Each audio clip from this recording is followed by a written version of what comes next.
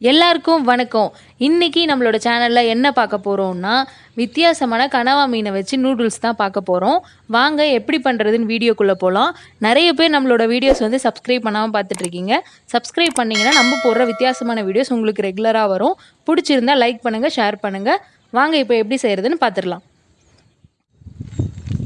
முதல்ல நூடுல்ஸை வேக வச்சு எடுத்துக்கலாம். அதுக்கு தேவையான தண்ணி இப்போ சேர்த்துக்கலாம்.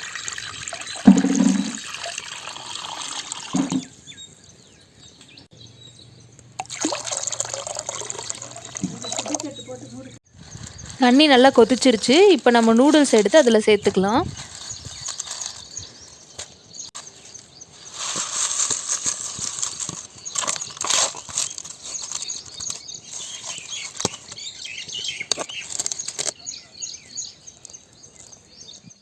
நூடுல்ஸ் இப்போ வெந்துட்டுருக்கு. இப்போ கனவா மீன் நம்ம சுத்தம் பண்ணி எடுத்துக்கலாம்.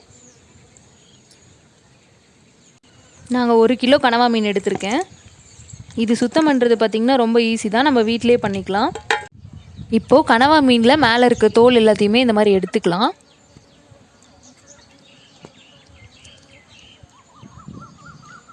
ஒவ்வொருத்தர் வந்து பார்த்திங்கன்னா தலை சேர்த்துப்பாங்க. உங்களுக்கு தலை பிடிச்சா சேர்த்துக்கலாம், இல்லைன்னா விட்டுருங்க.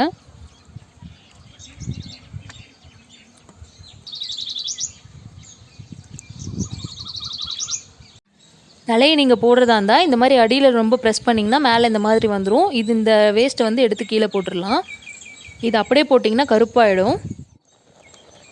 இப்போது நூடுல்ஸ் வந்து பார்த்திங்கன்னா ஒரு 80% வெந்துருச்சு. இதை நல்லா இந்த மாதிரி தனியாக எடுத்து வச்சுக்கலாம், தண்ணியை வடிச்சிட்டு.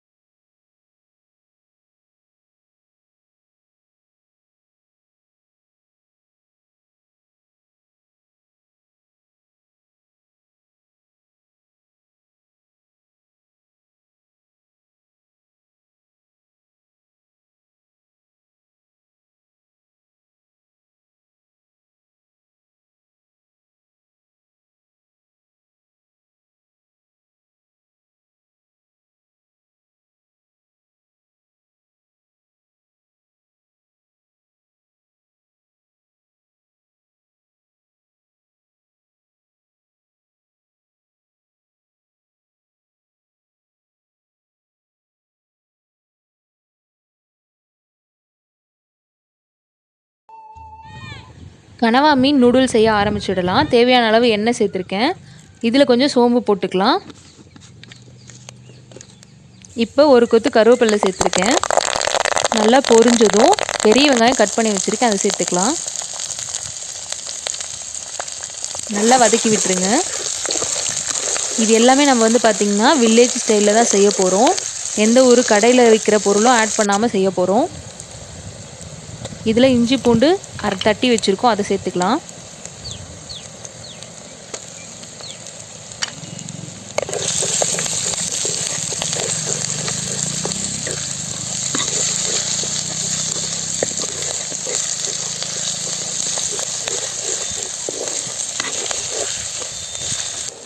ரெண்டு தக்காளியை நைஸாக அரைச்சி வச்சுருக்கேன், அதையும் இதில் சேர்த்துக்கலாம்.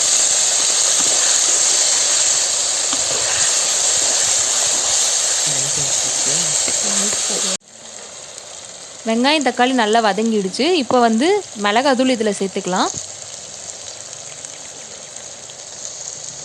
கொத்தமல்லி தூளையும் மிளகாவையும் அம்மியில் அரைச்சி எடுத்திருக்கேன், அது இதில் சேர்த்துக்கலாம்.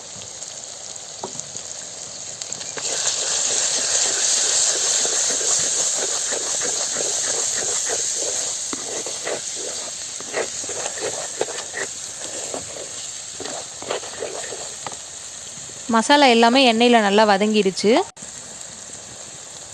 இப்போது நம்ம சுத்தம் பண்ணி வச்சுருக்க கனவா மீனை இதில் சேர்த்துக்கலாம்.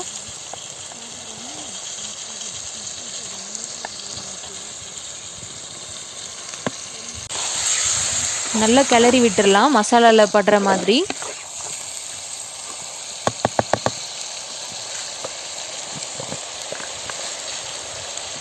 தேவையான அளவு உப்பு சேர்த்துக்கலாம்.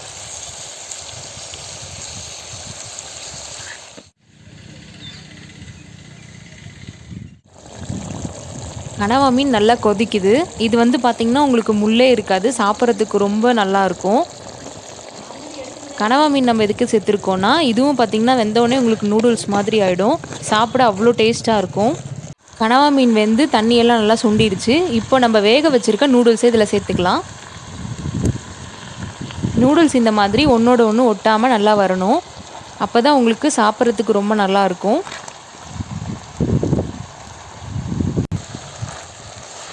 அவ்வளோதான், மசாலாவில் நல்லா பெரட்டுற மாதிரி நல்லா கிண்டி விட்டுக்கோங்க.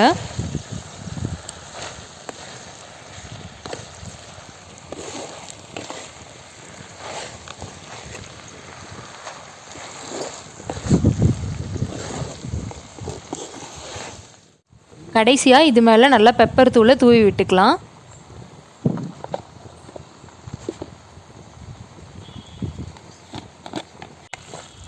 கனவா நூடுல்ஸ் சூப்பராக இருக்குது. இது பார்த்திங்கன்னா எது கனவா மீன் எது நூடுல்ஸ்னே தெரியாது, அந்தளவுக்கு நமக்கு நல்லா வந்திருக்கு. இது நீங்கள் குழந்தைங்களுக்கு கொடுத்தாலும் ரொம்ப விரும்பி சாப்பிடுவாங்க.